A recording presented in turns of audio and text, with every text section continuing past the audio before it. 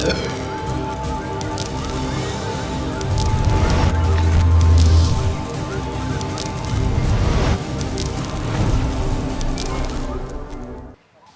હું રોનક પટેલ સંદેશ ન્યૂઝના વિશેષ કાર્યક્રમ ટુ ધી પોઈન્ટમાં આપનું સ્વાગત કરું છું। આજે આપણે વાત કરીશું પોરબંદરના સાંસદ વિઠ્ઠલભાઈ રાદડિયા સાથે। વિઠ્ઠલભાઈ, એક ટર્મ પૂરી થઈ ગઈ, આપની સંસદની વાત કરીએ તો પહેલી ટર્મ પૂરી થઈ, કેવી રહી આ ટર્મમાં તો કેવું સારા નરસાનું પણ જે કાંઈ લોકોની વચ્ચે ગયા છે, લોકોના પ્રશ્નો સાંભળ્યા છે અને શક્ય હોય એટલા પ્રશ્નો લોકો નિકાલ કર્યા છે અને રાજનીતિમાં હંમેશા લોકોના પ્રશ્નો નિકાલ કરીને જશ મેળવવા માટેની અમે પ્રવૃત્તિ કરતા હોઈએ છીએ અને અમને એમાં હંમેશા જશ મળ્યો છે। પોરબંદર વિસ્તારની વાત કરીએ તો પ્રમુખ કયા પ્રશ્નો રહ્યા જે છેલ્લા 5 વર્ષની અંદર કેન્દ્રને લગતા સોલ્વ થયા હોય? કે લગતા તો લગભગ મેક્સિમમ કોઈ પ્રશ્નો નથી, ઉદ્યોગોના પ્રશ્નો હતા, ઉદ્યોગ તો મેક્સિમમ અમુક જે ચાલુ છે, ઘેડના જે પ્રશ્નો છે, ઘેડના જે મૂંઝવતા પ્રશ્નો છે કે જ્યારે ચોમાસા ઉપરવાસને વરસાદને પાણી આવે અને ઘેડ પંથક જળબંબાકાર થઈ જાય છે, રસ્તાઓ બંધ થાય છે, એટલે રસ્તાઓ ઊંચા લેવા માટેની વાત કરી છે, કેનાલો દ્વારા પાણીમાં ભરાઈને લોકોને પાણીનો ઉપયોગ થયો એવી પર કેન્દ્ર રજૂઆત કરી છે। મેક્સિમમ રેલવેના પ્રશ્નો પણ સારી રીતે રજૂ એમાં પણ સફળતાઓ મળી છે। ખાસ કરીને કેમ કે પોરબંદર એટલે માછીમારોનો વિસ્તાર પણ ગણાય, પાકિસ્તાન જે ગુજરાતી માછીમારો અથવા ભારતીય માછીમારોની બોટ સીઝ કરી લેતો છે, તે મુદ્દે પણ કંઈક પાર્લામેન્ટમાં ચર્ચા થઈ અથવા કંઈક સોલ્વ કર્યું? એ પ્રશ્ન એવો છે કે બે દેશ વચ્ચેની જે દુશ્મનાટ ચાલી રહી છે, જેને કારણે ઘણી વખત પાકિસ્તાનના લોકો અહીંયા ઘરી જાય છે આપણી સરહદમાં, ને આપણા માછીમારોને એને પકડીને ત્યાં લઈ જાય છે અને ઘણી મોટી મુશ્કેલીઓ બે દેશ વચ્ચેના જે સંબંધો સુધરે અને એક અંકુશ રેખા નક્કી થાય તો એના પરિણામો સારી આવી શકે, નહીં તો બંને દેશના જે પરિસ્થિતિ જે છે એને આવું તો બનતું રહેવાનું અને એમાં કોઈ કેન્દ્ર સરકાર જો વ્યવસ્થિત રસ લઈને કરે તો એના રસ્તાઓ નીકળી શકે છે। કેમ કે 5 સાલ પૂરા થયા છે, ફરીથી મતદાતાની વચ્ચે આપ જશો, કયા મુદ્દા પ્રમુખ રહેશે? એ મુદ્દા તો એમ કે હંમેશા હું લોકોની વચ્ચે રહ્યો છું, લોકોના સુખ દુઃખમાં ભાગીદાર બને, સારા પ્રસંગે લોકોની શોભામાં અભિવૃદ્ધિ કરવા ગયા છીએ, નરસા પ્રસંગે આશ્વાસન આપવા ગયા છીએ, ચૂંટાયા પછી કોઈ એમપી એવો નહીં કે આખા તમામ વિસ્તારના વિસ્તારની અને મુલાકાત, મારે 1000 જેવા ગામો આવે છે, 1000 ગામોની અંદર હું વ્યક્તિગત ગયો છું પ્રશ્નો સાંભળવા માટે, 500 ગામોની ફરીથી બીજી વખત પ્રશ્નો સાંભળવા ગયો છું, સાથે ધારાસભા મત વિસ્તારની અંદર મેં મારી કાર્યાલય ખોલીશ કે જીવંત કાર્યાલય, જ્યાં ફેક્સ હોય, કોમ્પ્યુટર હોય, પ્રિન્ટર હોય, મારી સાયકલ કાગળ લેટર પીડા હોય, એક સામાન્ય લોકોને પ્રશ્ન હોય તો તરત મારી કાર્યાલય પર જાય તો મારી સેવા લેટર એને ભલામણ ચીઠી લખી દઈએ અને સતત જાગૃતતા રહીએ એના માટે પ્રયત્નો કર્યા છે, એટલે મને કોઈ લોકોની વચ્ચે જવામાં કોઈ મુશ્કેલી નથી।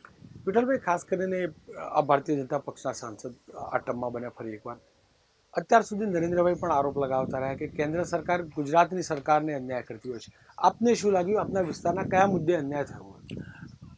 અન્યાય તો જે કાંઈ થોડોક ગેસના ભાવનો હતો, બીજા કોઈ વિકાસની વાત હોય, વિકાસમાં થોડી ગ્રાન્ટો આપવાની વાત હોય, એમાં સ્વાભાવિક છે વિરોધ પક્ષનો કોઈ પણ માણસ હોય એ થોડો ઘણો અન્યાયને રહેતો જ હોય, પણ હવે જ્યારે આપણા જ મુખ્યમંત્રી જ્યારે વડાપ્રધાન પદ આ દેશમાં થવા જઈ રહ્યા છે ત્યારે ચોક્કસ ગુજરાતને એનો ફાયદો મળશે અને જ્યારે આપણો પોતાનો માણસ ગમે ત્યાં બેઠો હોય ત્યારે સ્વાભાવિક કે આપણી પોતાની કર્મભૂમિ ઉપર એ લક્ષ્ય આપવાના છે।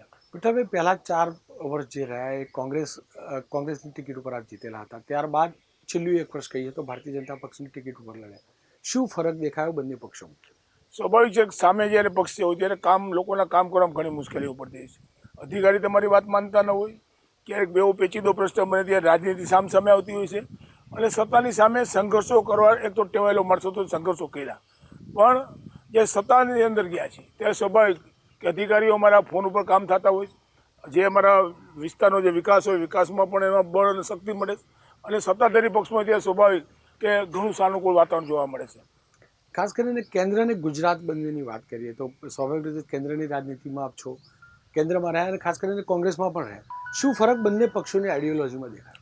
સ્વાભાવિક છે કે કેન્દ્રની અંદર એ કામ કરવા બહુ મુશ્કેલ છે અને કેન્દ્ર સરકારમાં એવા બધા નિર્ભર તંત્રો છે બધા કે રેલવે છે, રેલવેની કોઈ વસ્તુ તમેની વાતમાં આવી શકો નહીં અને તમારા પ્રશ્નનો નિકાલ થાય નહીં રેલવેનો, ઘણી વખત લોકો તમે રેલવે ચાલુ કરો, રેલવેનું તંત્ર એટલું નિર્ભર છે અને ઘણી વખત અમારે એની અધિકારીની હાજરીમાં પણ કહેવું પડતું હોય છે, અને ગુજરાતના પ્રશ્નો છે, આપણા લોકલ જે પ્રશ્નો એ ઉકેલવામાં આપણે ઘણી મોટી સહાનુભૂતિ મળી. કારણ કે આપણો અધિકારી ગાંધીનગર બેઠેલો, કે રાજકોટનો કલેક્ટર હોય, કે ડીડી હોય, કે આઈપીએસ ઓફિસર, એ તમામ આપણી વાતને જાણતા હોય છે.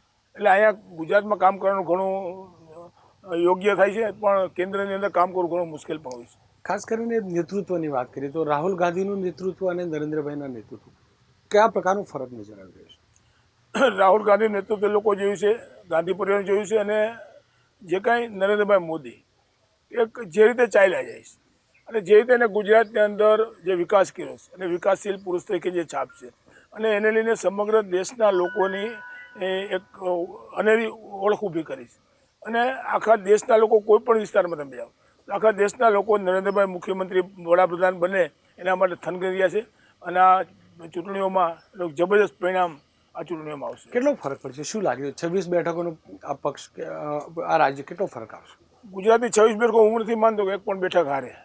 કદાચ ક્યાંય ઉમેદવાર નબળો હશે કે કામગીરી ઓછી થઈ હોય, પણ નરેન્દ્રભાઈ મોદી એ વડાપ્રધાન થવા જઈ રહ્યા છે. તે સ્વાભાવિક કે ગુજરાતના કોઈ પણ જ્ઞાતિનો કોઈ પણ લોકોને એટલો ગૌરવ હોય, અને 5-10% મતનો ફેર પડતો હોય છે. એટલે હું નથી માનતો કે એક પણ સીટ બીજેપી ગુજરાતમાંથી હારે. પણ વિઠ્ઠલભાઈ, જે રીતે આપ પાર્ટીના નેતાઓ અહીંયા આવ્યા, આમ આદમી પાર્ટીના અરવિંદ કેજરીવાલ ખુદ ગુજરાતમાં આવ્યા, થોડાક આપનો વિસ્તાર પણ ખાસ કરીને સૌરાષ્ટ્ર અને કચ્છની અંદર પણ એમને મુલાકાત લીધી, શું લાગી રહ્યું છે કે કેજરીવાલ ફેક્ટર કેટલું મોટું? કેજરીવાલ એટલે કોઈ આગેવાન કે કોઈ નેતા નથી. કેજરીવાલ તો હમણાં જ એક નવું એક ભૂત એક તૂત આવ્યું દિલ્હીમાં, અને જેને લઈને કદાચ પ્રજાએ ભૂલ કરીને પણ કેજરીવાલ રાજકીય માણસ નથી, એ વિરોધનો માણસ હતો, જેને વિરોધ જ કરવો. સાચી વાત હોય, સાચી વસ્તુ બનતી હોય, પણ એને જ્યાં બહાર વિરોધ જ કરવો. એટલે કેજરીવાલની વાત કોઈ લોકો માનવા નથી. અને ગુજરાતથી આવીને પણ સ્વાભાવિક કોઈ સારું નથી કહેવાનું. એ તો રાજકીય રીતે ખરાબ જ બોલે છે, એટલે ગુજરાતના વિકાસ જેવી વાત કરશે, તો કેજરીવાલની વાત કોઈ લોકો ક્યાંય આખા દેશની અંદર કોઈ ધ્યાને નથી લેવાના. આપને શું લાગી રહ્યું છે કે આપના જે ઉમેદવારો હશે આમ આદમી પાર્ટીના, હાર જીતમાં કેટલો ફરક પાડી શકશે? ગુજરાતની અંદર આમ પાર્ટી છે જ નહીં, એટલે કોઈ પણ જગ્યાએ આમ આદમી પાર્ટીના લોકો ડિપોઝિટ બચાવી શકશે નહીં. આમ આદમી પાર્ટી એટલે ગુજરાતની અંદર અપક્ષ પાર્ટીનું ઘણું છે. એને આ કોઈ એનું સંગઠન નથી, કોઈ એનું તળિયું નથી, કે કોઈ આગેવાની નથી, કે એને ક્યાંય તાકાત ઊભી નથી કરી શક્યા. ફક્ત આમ આદમી પાર્ટી નામે કંઈ જાળવી છે. હું એને અપક્ષ માનું છું, ને અપક્ષની જે ડિપોઝિટ જાય લોકસભાની, એમાંની ડિપોઝિટ તમામની જશે. વિઠ્ઠલભાઈ, ખાસ કરીને વાત કરીએ 2012ની, કેવા સંજોગોમાં કોંગ્રેસ પક્ષ છોડવો પડે અને શું કારણ રહ્યું? સ્વાભાવિક છે કે પાર્ટી છોડવાનું કારણ કે પાર્ટીમાં જ્યારે તમે સતત અન્યાય થાય, તમારી એક તાકાત હોય, એ તાકાતને હર હંમેશા એક બાજુ ધકેલી દેવાની વાત આવતી હોય. દાખલા કે કેન્દ્રમાં મિનિસ્ટર બનાવવાની વાત આવી, મને પાર્ટીના લોકોએ વચન પણ આપેલું, અને એના માધ્યમથી એક સૌરાષ્ટ્રની અંદર જોતા કીધું કે ભાઈ સૌરાષ્ટ્ર આવડો મોટો પ્રદેશ છે, અને સૌરાષ્ટ્રનો એક માણસ સરકારમાં હોવો જોઈએ. અને અમે એક બહોળો અનુભવ ધરાવીએ છીએ, એક વર્ષોથી રાજનીતિમાં છીએ, પણ ત્યારે પણ એને અવનગણી અને ટોલ નાકા જેવો પ્રશ્ન લઈ અને આપણી આગળ ધીરો કે તમે ટોલ નાકામાં જે કાળી ટીલે બેઠા છો, જેને કારણે તમને મ્યુનિસિપલ આપવા નથી આવતું. ટોલ નાકાનો જે ફરિયાદ હતી, હાઈકોર્ટે કાઢી નાખ્યા, કે હાઈકોર્ટે એમ કીધું ભાઈ ટોલ નાકાની ફરિયાદ આખી ખોટી છે. હાઈકોર્ટે આખું સમર્થન આપી દીધું. અને જ્યારે મેં વિરોધ પક્ષના નેતાની વાત કરી કે હું 6 વખત ધારાસભામાં ચૂંટાણો છું, મને બહોળો અનુભવ છે, અને હું સિનિયર છું. ગુજરાતનો કોઈ પણ માણસ અત્યારે જે ધારાસભ્ય 6 વખત ચૂંટાણું નથી, છતાં પણ જે જૂના જે કાટલાઓ છે, જ્યાં લાઇનસર ચાલી રહ્યા છે, જે 20,000 મતે હારેલા માણસોને મહત્વ આપવામાં આવે, અને 6 વખત ચૂંટાયેલા માણસોને મહત્વ ના આપવામાં આવે, તો પછી એ પાર્ટીમાં રહેવાની જરૂર મને એવું નથી લાગતું જરૂર પડે. ખાસ કરીને આ જ વાતને આગળ વધારીએ તો આપને લાગી રહ્યું છે કે ટોલ બૂથનો જે પણ કેસ થયો, તેનાથી આપની પ્રતિભા ને કંઈ આંચ આવી? નહીં, મારી પ્રતિભાને કોઈ આંચ નથી આવી. ટોલ નાકા પછી જે પેટા ચૂંટણી આવી છે, અને પેટા ચૂંટણીની અંદર 1,45,000 તોતિંગ મતથી હું વિજય બન્યો છું. ટોલ નાકો સામાન્ય છે, અને ત્યાં તો હવે જે એવા માણસો જે ગુંડા તત્વો બેઠા હોય ટોલ નાકા ઉપર, કે સારા માણસોને પછી મગજમારી થવાની છે. ટોલ નાકાવાળા કોઈ એવા કોઈ વેપારી નથી કે ટોલ નાકાના બૂથ ઉપર જે દંડા લઈને ઉભા છે, કોઈ વેપારીઓ સારા માણસો નથી. એ હરામી માણસો બધા હોય છે, અમુક માણસો કે જે ગુંડાગીરીવાળા છાપ ધરાવતા માણસો ત્યાં મૂકવામાં આવે છે. એને રાહત એના સીટો અનુભવવાની, ત્યાં કોઈ બબલ થાય તો એવું નથી માનતો મારી કે પ્રતિષ્ઠાની કે ખરાણી હોય. વિઠ્ઠલભાઈ, ખાસ કરીને જે લોકો ભારતીય જનતા પક્ષમાંથી રાજપામાં ગયા હતા, ત્યારબાદ કોંગ્રેસમાં ગયા હતા, આપના અન્ય સાથીઓ પણ રાજ્ય વિધાનસભાની વાત કરીએ તો 4થી વધુ સાથી ફરી એકવાર ભાજપમાં જોડાય, શું કારણ? જ્યારે કોંગ્રેસ એક દિશાવીની પાર્ટી બનતી જાય છે, ગુજરાતની અંદર કોંગ્રેસ સાફ થઈશ અને ગુજરાતની અંદર હવે ફક્ત કચરો વહીતો જે તાકાતવાળા માણસો કોંગ્રેસમાંથી ખસી રહ્યા અને એક મારા જવાથી તમે સૌએ જોયું પોરબંદરની જે પેટાચૂંટણી પરિણામ આવ્યું અહીંયા પેટાચૂંટણીઓ જે સૌરાષ્ટ્રની પેટાચૂંટણીઓ લીંબડી અને જેતપુરની ધારાસભાની બેઠકો જે તોતિંગ બહુમતીથી આવી એ લોકો બતાવે છે કે શક્તિશાળી માણસ કામ કરતા માણસોની ભેગો લોકો રહીએ છે અને એ પરિણામ બતાવે છે. આપના એક બીજા સાથી ખાસ કરીને જેમના આપ નિકટ ગણાતા હતા શંકરસિંહ બાપુ, એ હજુ કોંગ્રેસમાં છે. શું લાગી રહ્યું છે તેઓનું આ બાજુ ભારતીય હું એ કહી ન શકું અત્યારે શું શંકરસિંહ બાપુ કરે, પણ શંકરસિંહ બાપુના જે નજીકના ઘણા મિત્રો હતા, જસાભાઈ બાર હતા એ શંકરસિંહ નજીક ગણાતા, મારાથી વિશેષ નજીક ગણાતા, એ પણ જ્યારે એને પાર્ટી છોડી હોય ત્યારે અને રાજકારણમાં ક્યારે શું બને એ કંઈ કહી શકાતું નથી. ખાસ કરીને કોંગ્રેસના નેતાઓનો એક આરોપ રહ્યો છે જે છેલ્લા 3-4 મહિનાની અંદર કોંગ્રેસના જે ધારાસભ્ય રાજીનામું આપ્યું ત્યારબાદ કે ભારતીય જનતા પક્ષ કોંગ્રેસના ધારાસભ્યો અથવા તો સાંસદોને ખરીદીને નહીં ખરીદી નહીં, તમે સાચવી શકતા નથી. કોઈ પણ રાજકીય આગેવાનો એના માણસોને સાચવી ન શકે ત્યારે આવું બનતું ભાગી જતા હોય. તમે સાચવી નથી કેમ કહો? ભાજપ પ્રભુ મને તમે સાચવી નથી ગયા, મને તમે સાચવી નથી ગયા એને કારણે હું ભાગ્યો છું પાર્ટીમાંથી. તો તમે સાચવી નથી એટલે આ લોકો ભાગે છે. એવું નથી કે પૈસા લઈને જતા. નહીં કોઈ પૈસા. બીજી એક વાત કરી લઈએ કે આપના પુત્ર જયેશભાઈ પણ વિધાનસભામાં જીત્યા, એક યુવા ચહેરો કહી શકાય, પરંતુ નરેન્દ્રભાઈ અત્યાર સુધી જે આરોપ લગાવતા રહે છે ગાંધી નહેરુ પરિવાર ઉપર વંશવાદના, તો એક પિતાનો પુત્ર કે જેમાં પ્રતિભા હોય અને રાજનીતિમાં આગળ આવતો તેમાં ખોટું શું ગણી છે? એવું નથી, પણ સ્વાભાવિક છે કે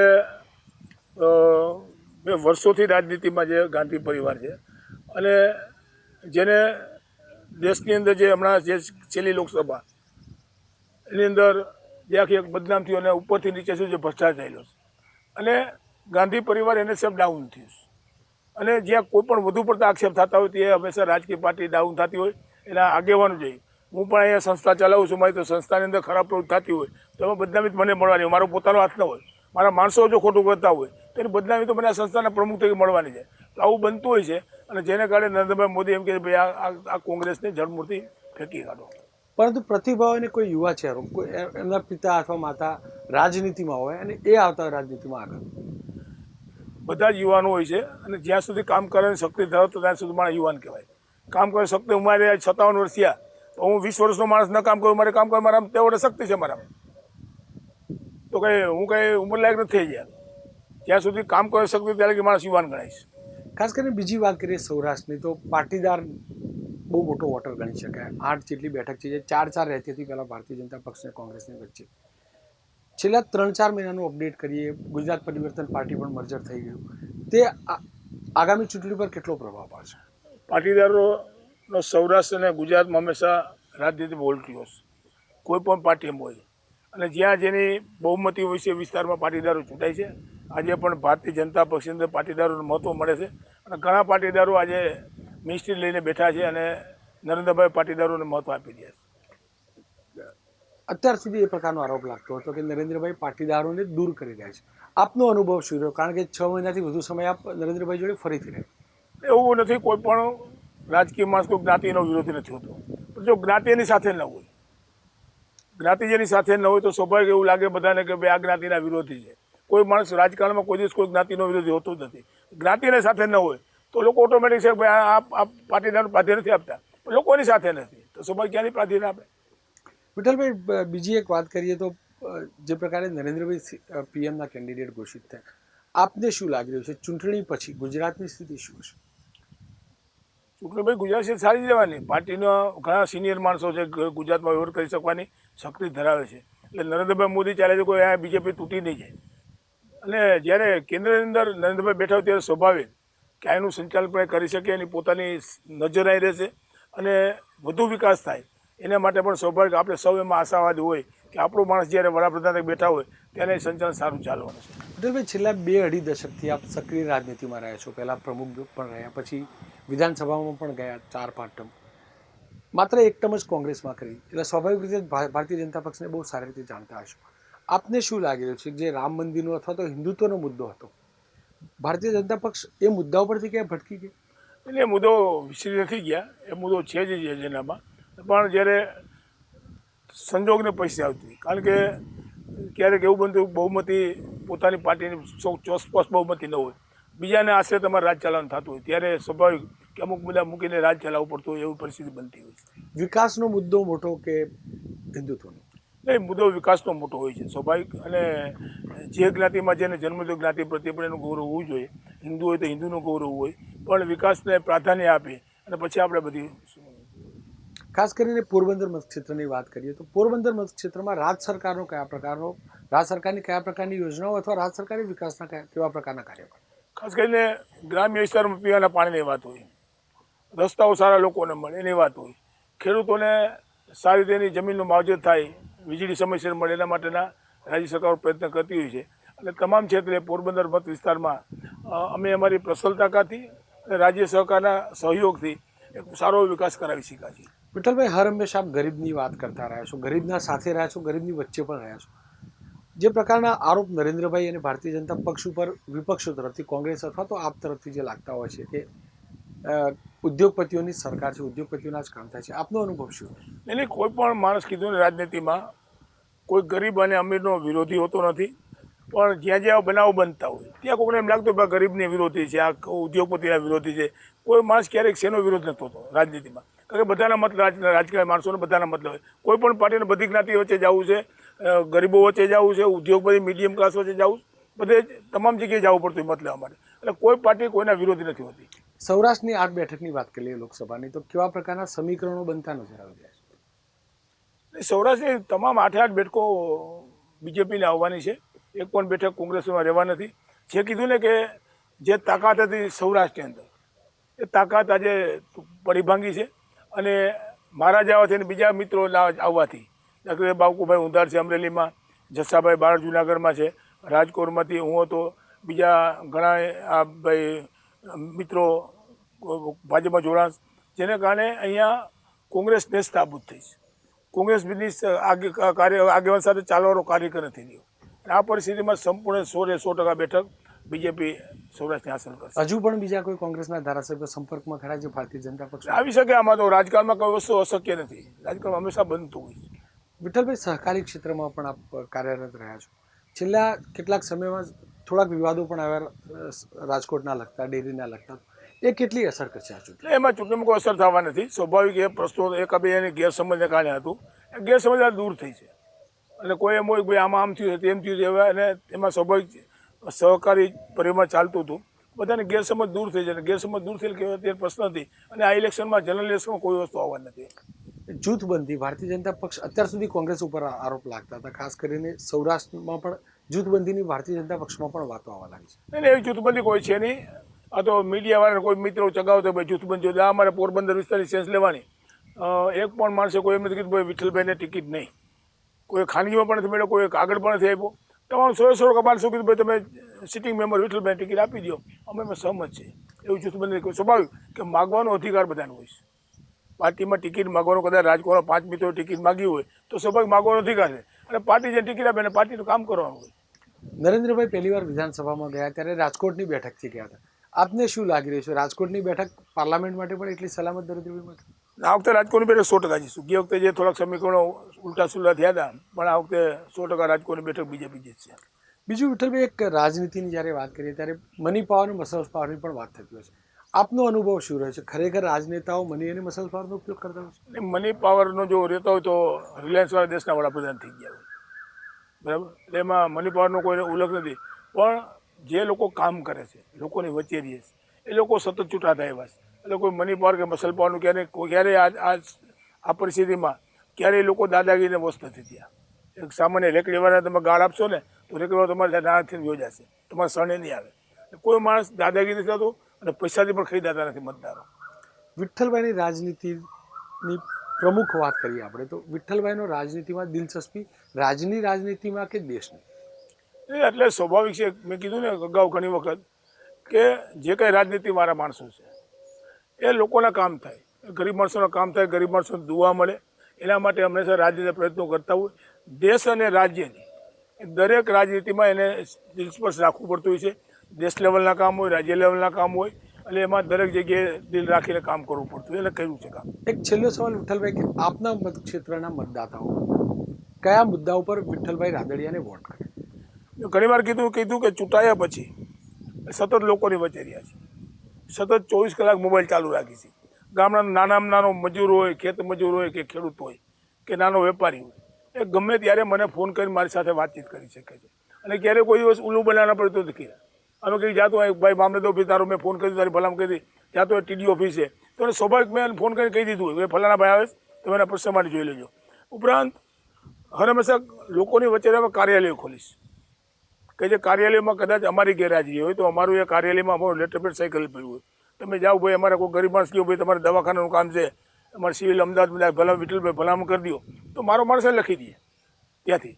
અને આવી ઓફિસો ખોલીને નાના માણસને સહિયારો મળે અને હર હંમેશા પ્રવૃત્તિ કરી, જેને કારણે આ વિસ્તારના લોકો કોઈ પણ પાર્ટીમાં અત્યાર સુધી મત આપીને વિજેતા બનતા હતા. કોઈ જન સમર્થનમાં કોઈ ફરક પડ્યો? પહેલા કોંગ્રેસમાં હતા, ના ત્યારબાદ મને કોઈ દિવસ કોઈ ફરક પડતો જ નથી.